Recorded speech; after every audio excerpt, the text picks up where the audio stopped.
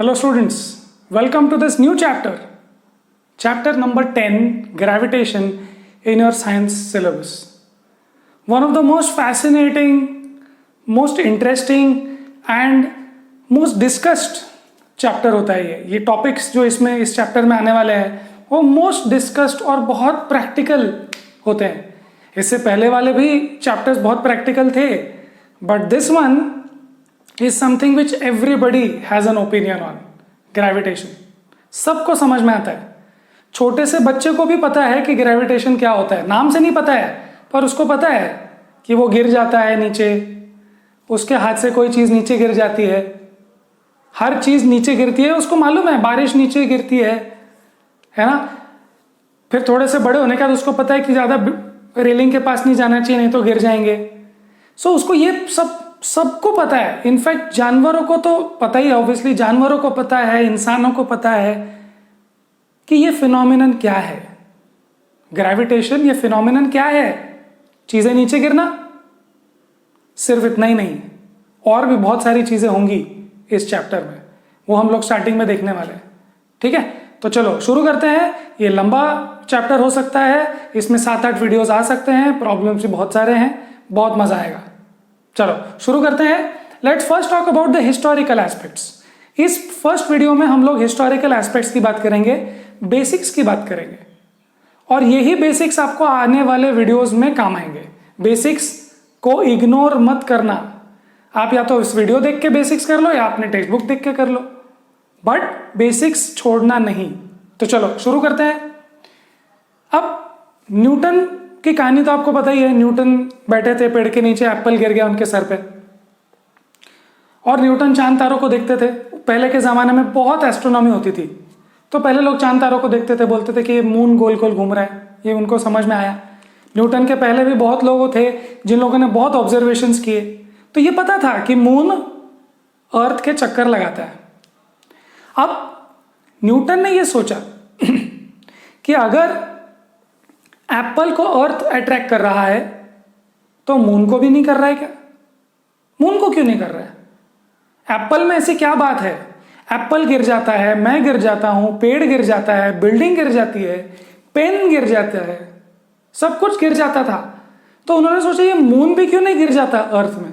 तो उन्होंने सोचा कि जो फोर्स से एप्पल नीचे गिरा, फोर्स लगा ना, सी एप्पल रुका हुआ था, धीरे धीरे वो अट्रैक्ट हुआ नीचे और स्पीड बढ़ती गई. स्पीड बढ़ना मतलब एक्सेलरेशन, और तो देखो अगर स्पीड बढ़ी मतलब कि एक्सेलरेशन है मतलब कि फोर्स तो हो गई. क्यों, आपको पता है पिछले चैप्टर में पढ़ा है आपने, F = ma. तो अगर एक्सेलरेशन है तो फोर्स होगा. तो उन्होंने बोला ठीक है, एप्पल तो एक्सेलरेट हो रहा है तो उस पर कोई फोर्स होगा. ठीक है, बट फिर क्या वही फोर्स, क्या वही इंटरैक्शन जो अर्थ और एप्पल का हो रहा है, जो मेरा और अर्थ का हो रहा है, जो हर चीज का अर्थ पे हो रहा है, क्या वही इंटरैक्शन मून के साथ भी कर रहा है earth. So he was thinking why can't it attract the moon. तो उन्होंने सोचा कि मून को अट्रैक्ट क्यों नहीं कर रहा. बट उनको बाद में रियलाइज हुआ, और हमको भी होगा, कि वो मून को अट्रैक्ट कर रहा है. अगर नहीं कर रहा होता मून को अट्रैक्ट तो क्या होता बताओ, देखेंगे. फिर उन्होंने और एक चीज सोची, is the revolution of moon around the earth and falling of apple are the same thing. क्या ये एक ही कारण की वजह से है. देखो बहुत सारी चीजें ऐसा लगता है कि अलग अलग कारणों से हो रही है, बट कारण एक ही होता है. The reason behind so many things which you think are unrelated might be the same. So he was so intrigued, he was so curious to know कि अगर अर्थ एप्पल को अट्रैक्ट करता है तो मून को भी करता है क्या, और वो दोनों को अगर अट्रैक्ट करता है तो क्या वो दोनों फोर्स या वो दोनों कारण, वो दोनों कॉज सेम है क्या. तो उन्होंने और रिसर्च करना स्टार्ट किया, और उनको ये रियलाइज हुआ, थोड़ा मैथमेटिक्स किया, थोड़ा सोचा, उनको ये रियलाइज हुआ कि yes, moon is actually continuously falling towards the earth. अब ये थोड़ा सा समझने में मुश्किल है. मून अगर अर्थ की तरफ फॉल हो रहा है, गिर रहा है, तो गिरता क्यों नहीं है. हम यहाँ पे डेंजर में क्यों नहीं है. लाइक पता नहीं कब मून गिरेगा, कब सुनामी आएगी, पूरी दुनिया खत्म हो जाएगी. तो मून अर्थ पे क्यों नहीं गिर रहा अगर अट्रैक्ट हो रहा है तो? सो ही सेइंग नो, वो गिर रहा है। अब दूसरा सिनेरियो देखते हैं, उसके लिए एक एक्सपेरिमेंट करते हैं। What you have to do is you have to tie a stone. Okay, एक स्टोन को एक रस्सी से बांधो और रस्सी का एक एंड आप अपने हाथ में रखो, ठीक है, ऐसे स्टोन से ऐसे ऐसे गोल गोल गोल गोल घुमाओ। जब आप गोल गोल गोल गोल घुमाते हो तो देखो कि वो पत्थर कैसे मोशन कर रहा है। आप मुझे बता सकते हो पत्थर कैसे मोशन कर रहा है? सर्कुलर मोशन करेगा। आपने चैप्टर 8 में पढ़ा है circular motion. Circular motion is accelerated motion, और एक्सिलरेटेड मोशन जो होता है, अगर एक्सिलरेटेड है, देयरफॉर फोर्स इज एक्टिंग। अगर एक्सेलरेटेड मोशन है, इसका यही मतलब हुआ कि फोर्स एक्ट कर रहा है। तो मुझे बताओ यहां पर जो पत्थर गोल गोल गोल घूम रहा है उसको कौन अट्रैक्ट कर रहा है? तो बोलेंगे मैं कर रहा हूं, मैंने पकड़ा है ना, ऐसे ऐसे ऐसे मैं पकड़ के। अगर मैंने छोड़ दिया तो सोचो, पत्थर को घुमाओ घुमाओ घुमाओ छोड़ दो, घुमाओ घुमाओ घुमाओ छोड़ दो, तो क्या होगा? गोल गोल गोल घुमा के जैसे ही जब छोड़ोगे it will go straight. Clear है? इसका मतलब यह है कि मून पर फोर्स लग रहा है अर्थ का। देखो, अर्थ भी तो मून को ऐसे पकड़ पकड़ के गोल गोल घुमा रहा है ना, यस और नो? अगर अर्थ मून को गोल गोल नहीं घुमा रहा होता तो मून हमारे साथ होता क्यों? अगर अर्थ ने मून को अट्रैक्ट ही नहीं किया होता तो मून हमारे साथ होता क्यों? वो गोल गोल घूमता ही नहीं, वो चले जाता सीधा। कैसे चले जाता? वो चले जाता टैंजेंट। ठीक है, सो सम पीपल आर थिंकिंग ये टैंजेंट क्या है, तो मैं बता देता हूं आपको। मैं ऊपर का मिटा देता हूं, हमारे ऊपर की बात हो चुकी है। यस, सो देखो, एक अगर सर्कल है तो ये रेडियस है उसका, है ना? तो अगर सपोज ये हमने पकड़ा हुआ है और ये स्टोन है, तो अगर हम उसको गोल गोल गोल गोल घुमा रहे हैं तो हमने उसको ऐसे खींचा हुआ है, नहीं क्या? ऐसे खींचा हुआ है ना हमने, ऐसे ऐसे घुमा रहे हैं, बट फोर्स हम तो यहीं से लगा रहे हैं ना, हाथ तो यही है। अगर हम जैसे ही फोर्स लगाना छोड़ दे, क्या होगा?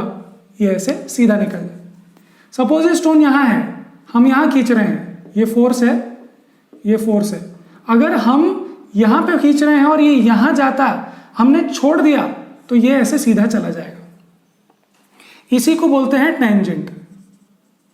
टेंजेंट, टेंजेंट का मतलब एक सर्कल को टेंजेंट निकल जाना, एक सर्कल को टेंजेंट। ओके, गोल गोल गोल और जैसे ही छोड़ो सीधा चला गया, गोल गोल गोल और जैसे ही छोड़ो सीधा चला गया। जहां आप छोड़ोगे वहां सीधा चला जाएगा। अब बताओ, मून अगर गोल गोल गोल घूम रहा है, इसका मतलब वो एक्सेलरेटेड है, इसका मतलब फोर्स है। अब मून जिसके चक्कर लगा रहा है वही तो खींच रहा होगा। कौन खींच रहा है? अर्थ ही तो खींच रहा है। तो इसका यह मतलब हो गया कि अर्थ मून को अपनी तरफ खींच रहा है। गोल गोल घूम रहा है वो, पर बोलो रस्सी से हम खींच कर रहे हैं उसको, हम हमेशा अपनी तरफ खींच रहे हैं ना। यहां है तो अपनी तरफ खींच रहे हैं, यहां है तो अपनी तरफ खींच रहे हैं, हम हमेशा अपनी तरफ ही खींचते हैं। आपने कभी वो पौड़ी खेली है? ऐसे हाथ पकड़ के दो लोग हाथ पकड़ के गोल गोल घूमते हैं, आप हमेशा अपनी तरफ ही खींच रहे होते हो ना, वो भी अपनी तरफ ही खींच रहा होता है। तो इसका मतलब यह है कि अर्थ मून को अपनी तरफ खींच रहा है, जैसे हम लोग पत्थर को अपनी तरफ खींच रहे हैं, बट गोल गोल घूम रहा है। क्लियर है?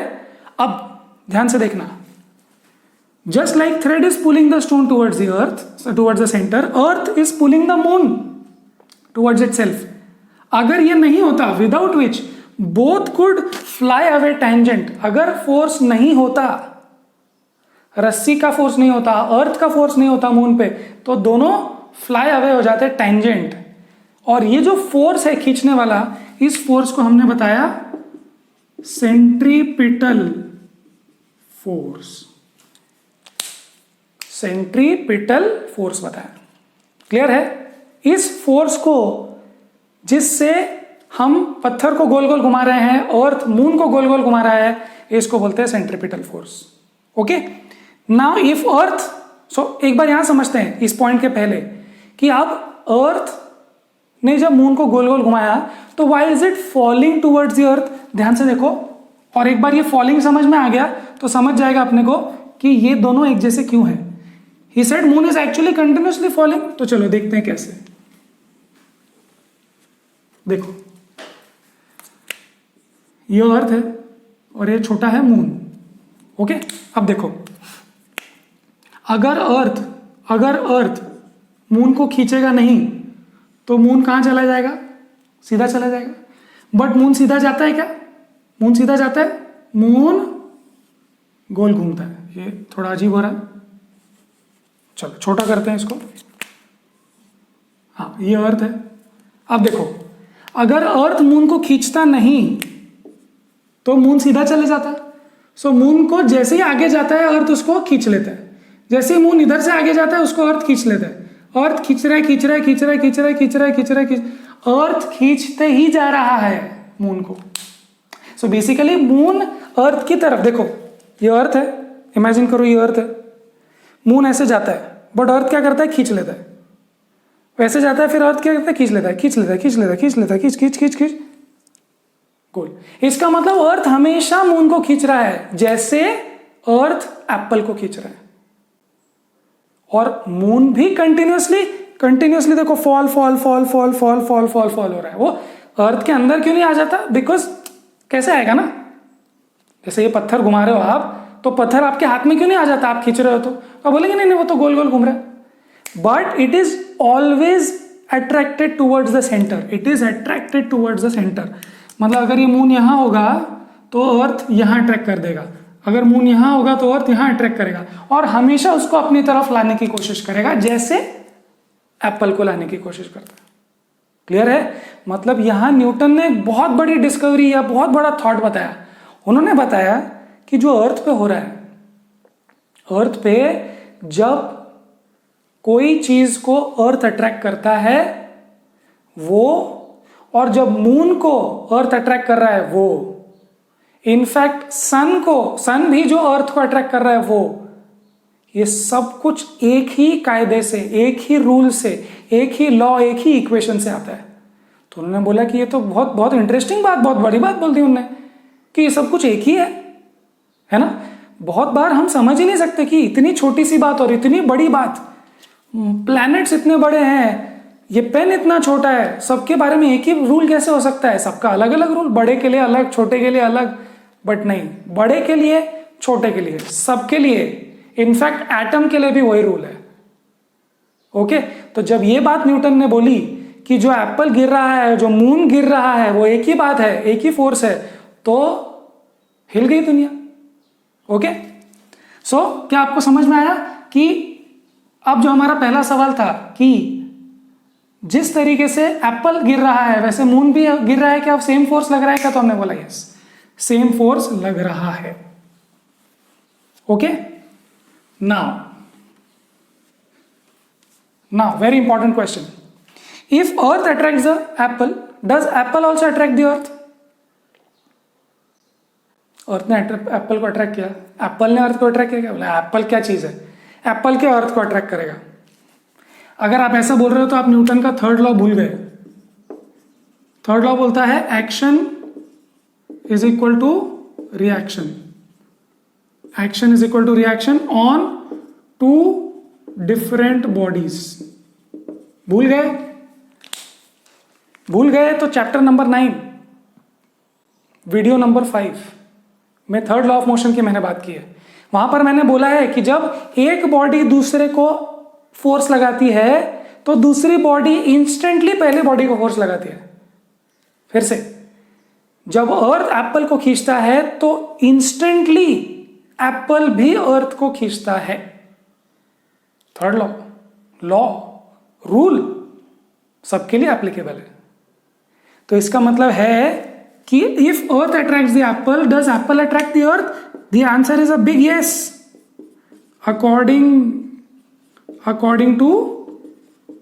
according to third law of motion. Okay, फिर से, अगर अर्थ मून को अट्रैक्ट कर रहा है तो क्या मून भी अर्थ को अट्रैक्ट कर रहा है? डेफिनेटली। कितने फोर्स से? कम या ज्यादा? No, same force. यही क्वेश्चन आता है 4 या 5th, देखते हैं 4th या 5th। Yes, Earth and Moon are attracting each other by gravitational force. Does the Earth attract the Moon with a force that is greater, smaller, or same as the force with which Moon attracts the Earth? Why? Basically earth और moon एक दूसरे को attract कर रहे हैं, हमको पता है, बट अर्थ मून को ज्यादा फोर्स से अट्रैक्ट कर रहा है या कम फोर्स से या इक्वल से? तो हम बोलेंगे इक्वल, बिकॉज थर्ड लॉ क्या बोलता है? एक्शन अट्रैक्शन, ये वाला, और जो उसने अपने को खींचा वो वाला, वो दोनों एक्शन रिएक्शन सेम होंगे। मतलब ध्यान से, ये अर्थ है, ये मून है, अर्थ ने मून को जो फोर्स लगाया वो ही सेम फोर्स मून ने अर्थ को लगाया, टू डिफरेंट बॉडीज पे लगता है। Clear? So what is the answer to question number 4? क्या वो फोर्स बड़ा है या छोटा है? तो हम बोलेंगे बड़ा छोटा नहीं, इक्वल है according to third law. Clear है? अब दूसरा सवाल, इसके बाद question number 5, if the moon attracts the earth, why does the earth not move towards the moon? देखो, अगर अर्थ मून को अट्रैक्ट कर रहा है और मून भी अर्थ को अट्रैक्ट कर रहा है, बराबर है, तो अगर एक दूसरे को दोनों ही अट्रैक्ट कर रहे हैं, एक दूसरे को दोनों ही अट्रैक्ट कर रहे हैं, तो अर्थ का चक्कर मून क्यों लगा रहा है? मून का चक्कर अर्थ क्यों नहीं लगा रहा है? तो उसका सवाल है, उसका आंसर है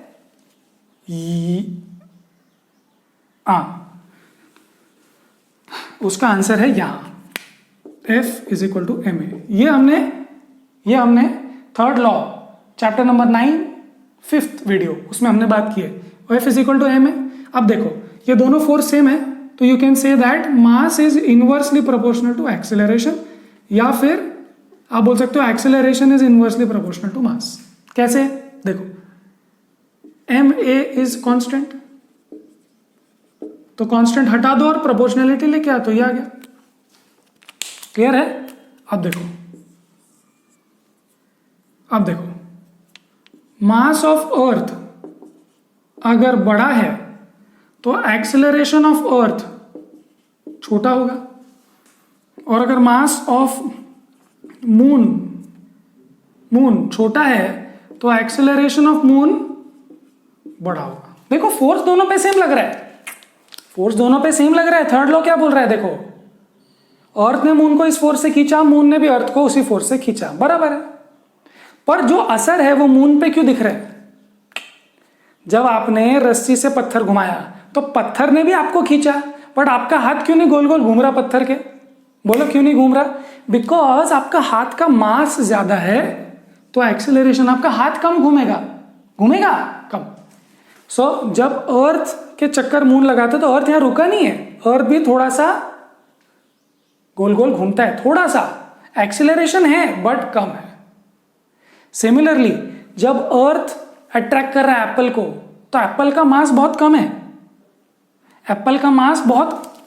कम है, इसीलिए एप्पल का एक्सेलरेशन बहुत ज्यादा है, इतना सा है ना, पूरा असर दिखता है उस पर। और अर्थ का मास बहुत ही ज्यादा है, तो उसका एक्सेलरेशन 0 होगा क्या? नहीं, थोड़ा सा होगा, बहुत थोड़ा सा होगा। क्लियर? बट होगा। फिर से एक बार, जिस फोर्स से अर्थ ने एप्पल को खींचा, उसी फोर्स से एप्पल ने अर्थ को खींचा, सेम।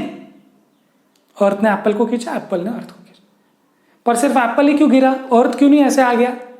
तो बोलेंगे कि अरे, mass of apple is very very less, therefore acceleration of apple is very very high, है ना? यही बोलेंगे आप। Clear? So that's the answer to question number 5। Clear है? अब देखो क्या हुआ इतनी सारी बातों के बाद। This is how Newton related the two phenomenon. कौन से two phenomenon? Apple falling and moon का घूमना, इनफैक्ट प्लैनेट्स का घूमना, that they are due to the same force. कमाल की बात है। सी, जस्ट इमेजिन, एप्पल नीचे गिर रहा है, मून गोल घूम रहा है, पर उन्होंने बोला नहीं, दोनों सेम कारण की वजह से। उन्होंने कैसे बताया? उन्होंने बताया कि क्या एप्पल पे फोर्स लग रहा है अर्थ का? यस। क्या मून पे फोर्स लग रहा है? यस। अगर मून पे फोर्स नहीं लगता तो मून घूमता क्या? मून तो निकल जाता। अच्छा, अब ये दोनों फोर्स सेम कैसे हुए? तो उन्होंने बोला मून भी गिर ही रहा है, गिर ही रहा है। Okay, there is an additional thing which I will tell you since we have not exceeded the time limit, but जैसे कि इंटरनेशनल स्पेस स्टेशन पे जो एस्ट्रोनॉट्स होते हैं उन लोगों को वेटलेस लगता है। ओके, इंटरनेशनल स्पेस स्टेशन पे वेटलेस लगने का कारण ये नहीं है कि वहां ग्रेविटी नहीं है, वहां ग्रेविटी है, but the thing is that they are going गोल गोल, round and round, round and round, and round and round का मतलब round circular motion around the earth, around earth is falling continuously। इसका मतलब जो इंटरनेशनल स्पेस स्टेशन में गोल गोल हो रहे हैं वो कंटिन्यूसली गिर रहे हैं, and because they are falling they don't feel any weight. वो हम लोग आगे आने वाले वीडियोस में देखेंगे ये वेट क्या है। क्लियर है? सो क्या समझ में आया अपने को ये समझ में आया कि अर्थ पर एप्पल भी गिर रहा है, अर्थ पर मून भी, मतलब it's continuously following but it's not getting on earth. Clear है? सो ये दोनों चीजें उन्होंने रिलेट की। ठीक है, अब एक छोटी सी बात कर लेते हैं जिसको हम नेक्स्ट वीडियो में बड़े और डिटेल में बात करेंगे। We will talk about the universal law of gravitation. बहुत जल्दी से मैं आपको बता देता हूं, बहुत जल्दी से, और फिर हम लोग नेक्स्ट वीडियो में कंटिन्यू करेंगे उसको। लिख लो universal law of gravitation. Okay, now what does universal law of gravitation से? वेरी सिंपल, और फिर हम लोग उसका फॉर्मूला बना देंगे। सेंटेंस भी मैं लिख लूंगा नेक्स्ट वीडियो के लिए। इट जस्ट सेज दैट ये एक बॉडी है जिसका मास बड़ा है m, ये एक छोटी बॉडी है जिसका मास छोटा m है, और इनके बीच में जो डिस्टेंस है, बीच में देखो सेंटर से लेकर सेंटर, जो इनके बीच में डिस्टेंस है वो d है, डिस्टेंस d। नाउ न्यूटन ने बोला कि ये बॉडी इसको अट्रैक्ट कर रही है ना, देखो ये अर्थ है, ये मून है। सपोज अर्थ मून को अट्रैक्ट कर रहा है, किधर अट्रैक्ट करता है? अपनी तरफ, सेंटर की तरफ। देखो सेंट्रीपिटल का मतलब होता है सेंटर की तरफ, टूवर्ड्स, सेंटर टूवर्ड्स, ऐसा आप जो भी आप समझो। ठीक, तो इसका मतलब क्या हुआ कि इसने यहां खींचा इसको, और थर्ड लॉ के अनुसार इसने भी इसको यहां खींचा। ये भी फोर्स है, ये भी फोर्स है। ओके, नाउ न्यूटन के अनुसार, यूनिवर्सल लॉ ऑफ ग्रेविटेशन के अनुसार, ये जो फोर्स है that is proportional to the product of their masses, हम डिटेल में बात करेंगे, and it is inversely proportional to distance का स्क्वायर, मतलब ये जो डिस्टेंस का स्क्वायर है इसके बराबर। अगर आप इन दोनों को कंबाइन कर दो तो आपको मिलेगा F is proportional to m ऊपर और ये नीचे। ओके, और अगर ये कांस्टेंट हटा दो तो ये बन जाएगा Gmm upon T square. Clear है? This is universal law of gravitation. Now ये G क्या है, इससे क्या क्या वैल्यूज आएंगे, क्या क्या सोल्यूशन होंगे, क्या क्या प्रॉब्लम्स इससे सॉल्व होंगे, या क्या क्या जगह पे ये एप्लीकेबल है, वो सब हम लोग नेक्स्ट वीडियो में देखेंगे और कुछ क्वेश्चंस भी सॉल्व करेंगे। ठीक, इस वीडियो में हमने क्या बात की? इस वीडियो में हमने देखा कि न्यूटन ने अर्थ पे पेन या एप्पल गिरना और अर्थ के अराउंड मून का घूमना, ये दोनों एक ही फोर्स है, वो बता दिया। बस इतनी कहानी हमने देखी। हमने ये भी देखा कि न्यूटन्स थर्ड लॉ कैसे अप्लाई होगा मोशन का, थर्ड लॉ ऑफ मोशन, कि एक फोर्स से, मतलब if this body attracts the other, that body attracts this body with the same force, action reaction pair. Okay, और फिर हमने देखा कि वो जो फोर्स है पूरी दुनिया में सब एक ही है ना, सब कुछ एक ही है। तो ये सब कुछ एक ही है, कौन से लॉ से, कौन से रूल से? यूनिवर्सल लॉ ऑफ ग्रेविटेशन से। ओके, तो इस वीडियो के लिए इतना ही। नेक्स्ट वीडियो में आपको पता है क्या हम करने वाले हैं, हम लोग इसी को कंटिन्यू करेंगे और इस पे कुछ क्वेश्चंस सॉल्व करेंगे, ठीक है। तो तब तक पढ़ाई करते रहें and we will see you in the next video.